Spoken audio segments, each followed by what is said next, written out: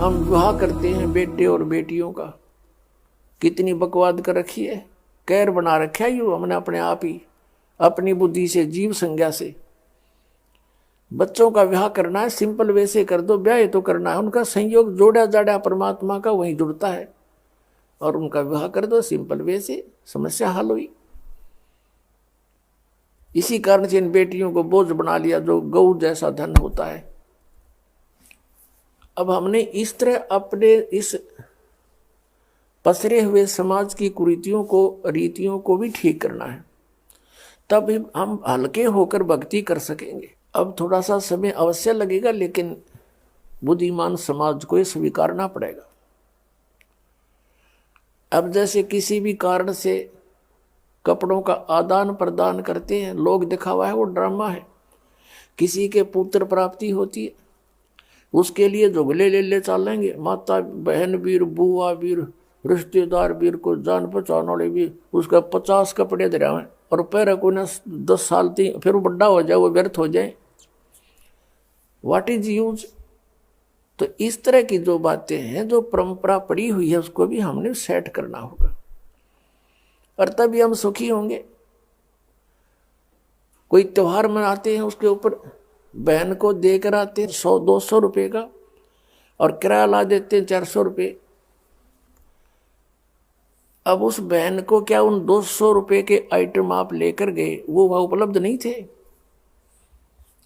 और बहन जब इस मार्ग से परिचित होगी, वो बिल्कुल ग्रहण नहीं करेगी आपसे कुछ भी, क्योंकि वो उसके ऊपर भार बनता चला जाएगा, और फिर एक संस्कार बनता चला जाएगा। ये संस्कार हमें फिर यही पटक देता उठा करके। अब प्रसंग चल रहा है कि तन धर सुखिया कोई नहीं देखा, और जो देखा सो दुखिया हो। उदय अस्त की बात करे, मैंने सबका किया विवेका हो। कहते हैं घाटे बाद सब जग दुखिया, क्या गृहस्थी बैरागी हो। गृहस्थी तो लाभ हानि में वही दुखी, क्योंकि लाभ हो गया तो फिर वो सोच चिंता उसको, इसको कहाँ लगाऊं। लाभ हो गया जैसे 20,000 रुपये का, और आगे काम करना चाहता है, वो 1 लाख में शुरू होगा। 80,000 रुपये कर्जा ले लिया, काम ठीक चला नहीं, सिर दर्द हो गया, उस लाभ से फिर हानि होगी, वो चिंता। लाभ हुआ जब चिंता, किसको कहाँ सेट करूं, और हानि तो आपे चिंता का विषय है। घाटे बाद है, यानी हानि लाभ से सब जग दुखिया, के गृहस्थी बैरागी हो। जैसे घर त्याग कर जंगल में जा बैठा, वन में बैराग ले लिया, और वहां जाके क्या होगा, जाती भूख लगेगी, सर्दी है तो सर्दी दुखी करेगी, वर्षा आएगी, वर्षा, ओले आगे ओले टाट में लगेंगे। फिर उसके लिए उसने वहां सारा सांग जोड़ना पड़ेगा, कोई झोपड़ी भी डालेगा या कोई गुफा बनावेगा। भूख लगी रोटी मांगने के लिए गांव में आवेगा, बता सारा सांग जो का, तो फिर क्या फायदा वहां जाने का। परमात्मा कहते हैं डेरे डंडे खुश रहो, और खुश रह लेनी मोक्ष। दुर्प्रहलाद पार हो गए, फिर डेरे में के दोष। और जो जंगल में चले जाते हैं वन में, वो केवल मात्र ड्रामा कर रहे हैं, क्योंकि उनकी साधना शास्त्र विरुद्ध है, उनको ज्ञान नहीं। और उनकी देखकर उस ऊट पटांग सी साधना को, रहने के करने को, हम उससे प्रभावित होकर के मान लेते हैं कि तो बड़ा महान आत्मा है। परमात्मा बताते हैं अपनी अमृतवाणी में, केले की कोपीन है जो फूल पान फल खाही, और नरक का मुख नहीं देखते जो बस्ती निकट ना जाही। वो जंगल के रोज हैं, और मनुष्यों विद के जाही, निस्दिन फिर उजाड़ में भगवान मिले नाही। एक व्यक्ति बता रहा था कि मैं इधर चला गया ऋषिकेश साइड में, वहां कुछ व्यक्ति बैठे थे, 30-40 वर्ष पहले की बात है।